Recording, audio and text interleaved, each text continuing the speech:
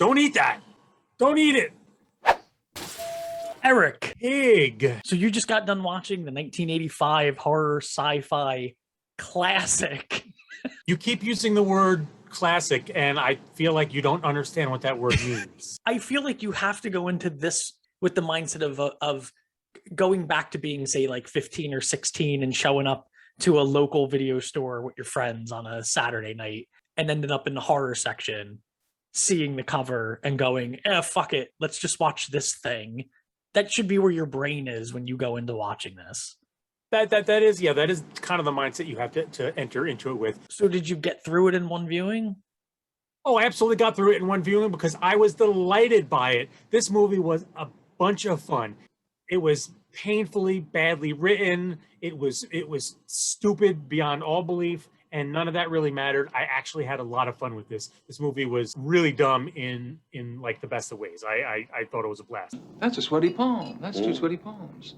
Let me feel.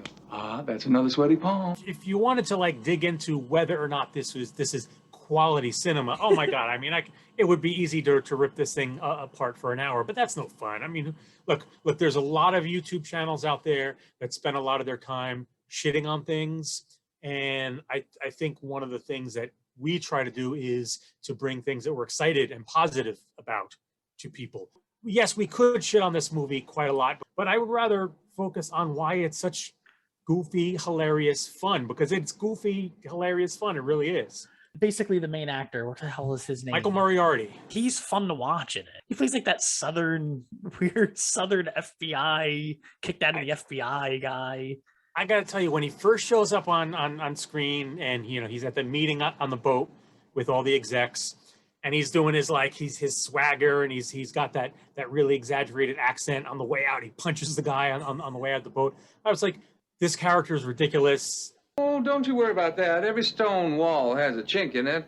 But man, like, before I knew it, I was just all on board with that guy. I was all on board. I loved watching him. And I do want to say about Michael Moriarty, Emmy winner, Golden Globe winner, Tony Award winner. Smile. In this same year, the same year that he was in The Stuff, he was also in Clint Eastwood's modern Western classic, Pale Rider. What a year for him to be in both Pale Rider, which is widely considered one of the best modern Westerns that there are, and it's terrific. And then The Stuff, which is... Well, what do you want to wreck your career? Which is basically, okay, so we haven't even gotten to what this movie is about. It's basically about a dessert that wants to kill you. They find this stuff in the ground. They never explain what it is. It's an alien. They never say.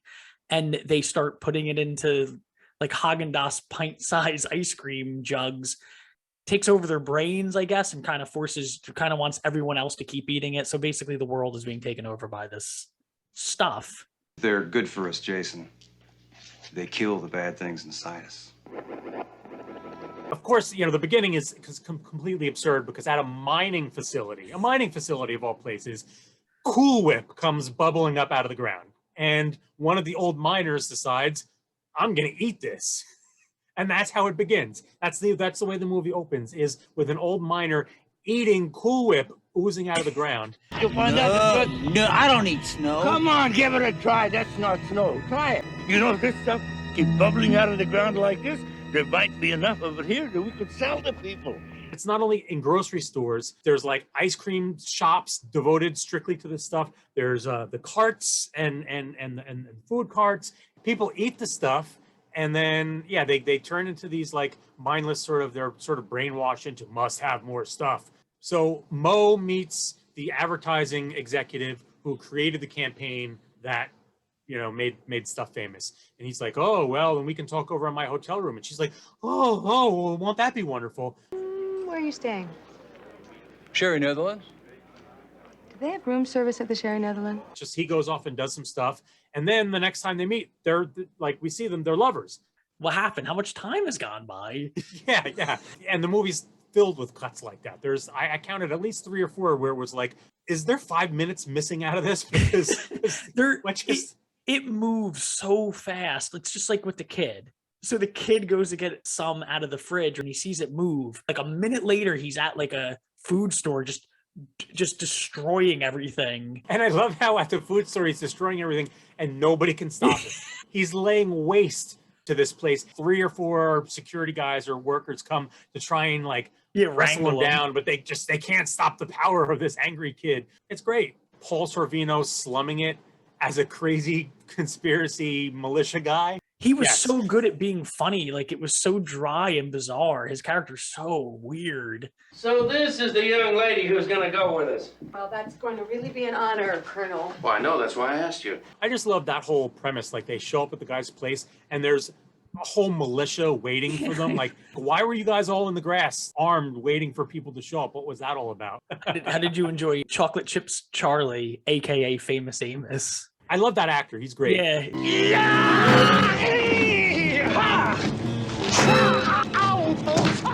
You're Chocolate Chip Charlie. Well, I sure as hell ain't the Kentucky Colonel. Get off of me. And he was actually kind of really enjoyable in the role. But I think my favorite part was in the end when like his head opens up, because when you see into his throat, it's all like sores and stuff. That is the #1 thing I remember as a kid. The one I remember most as a kid too is the Danny Aiello scene with the dog, because he's so scared of his dog, and you're like, why is he scared of his dog? You've been a good boy, Ben. I've got a treat for you. And then at the end, when the dog like attacks him because they ran out of the stuff and the dog is addicted to the stuff. In my head, that scene was always more like crazy. Then there's a cameo by Abe Vigoda and the Where's the Beef Lady. Where's the stuff? I got like major Invasion of the Body Snatchers vibes from a lot of it, because it plays with a lot of those same sort of tropes. You don't know who is on the stuff and who isn't on the stuff, right? They go to that small town and everyone in the small town is in on it, but they don't realize that at first. Go away. Leave us alone. Yeah, the family is all strong. The dad is like, and the mom, they're just eating it for every meal. Here, you taste it and tell me if you think it's spoiled. I don't want any. It moves around all by itself. Yeah, that was, some of that was actually kind of a little creepy. Like when the kid gets the shaving cream, which that was also super gross.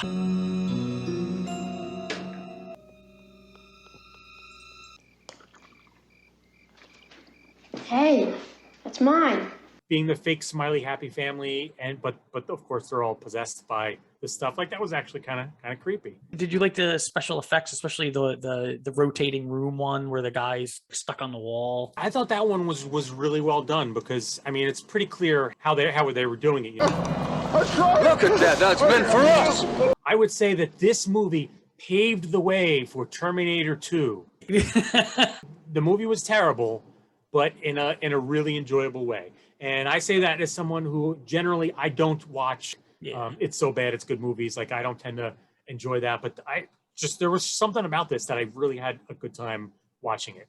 Even the kid, kid actors can be pretty abrasive at times, but I actually kind of enjoyed watching the kid's adventures. Not the older brother though, because he creeped me out. Yeah. I think the only thing that bugged me with the little kid was when he got into the tanker truck. All right, so they're at the facility where they're pumping this stuff out of the ground. He steals the tanker truck and then basically just drives for a little while. Okay, we escaped. What drove me nuts about that scene is it was almost like Raiders or Indiana Jones style situation where he has an outfit, but he doesn't have the hat. And he goes behind the truck and a guy sees him and he goes back there and he punches him. And I'm like, okay, so he's going to take his hat so he can put his hat on and walk out. But he walks by the truck and he puts the hat on the truck and keeps going. It's funny you say that and the reference that you make, because when I was watching that scene, I had the exact same thought. When he went behind the truck and punched him, I was like, oh, he's going to do the old Indiana Jones thing, and he's going to come out and he's going to put the hat on. And it didn't actually happen. Actually happen that way. But it's funny. My head went to the exact same place. It's I was weird. thinking, like, I don't understand why he didn't put the hat on. Oh, and I like that they injected like random commercials here and there. It's called the stuff. Enough. It's never enough. He's here now. Great new day sensation.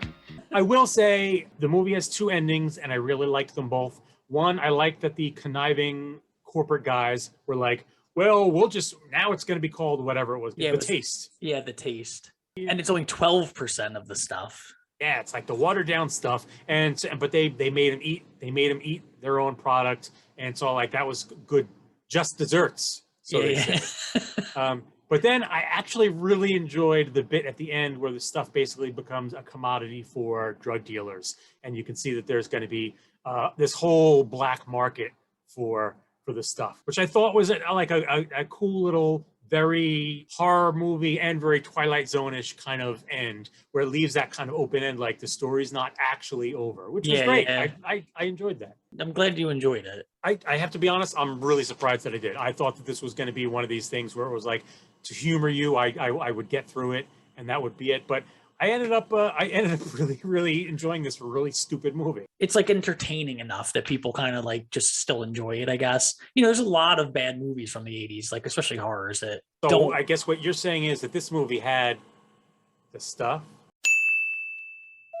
So that means October's going to be for monsters and horror and scariness. I'm not going full horror, but I'm going to go for some monsters. I want to go back to a nostalgic favorite of mine, but I'm eager to rewatch it. Now you're going to watch it with me. You're going to watch 1954's Them. Stay in your homes, I repeat. Stay in your homes. Because in one moment of history-making violence, nature, mad, rampant, wrought its most awesome creation. So hideous, there is no word to describe them. I'm looking forward to it. I'm looking forward to being a little creeped out by ants, giant ants. For people who watch the stuff or know the stuff, want to comment on the stuff, you guys should do that in the comments. And if there's any other sort of schlocky movies from the era that are bad, but also fun and good, let us know about them. If we enjoyed the stuff, what else might we enjoy? I know we have a lot of horror fan viewers out there, so. And other than that, you can check us out on Patreon at Nerd Out With Me or Attic Dwellers, one or the other. Both of them will take you there. I have been Tig, and that. Been Eric. And thanks for hanging out at the movie club.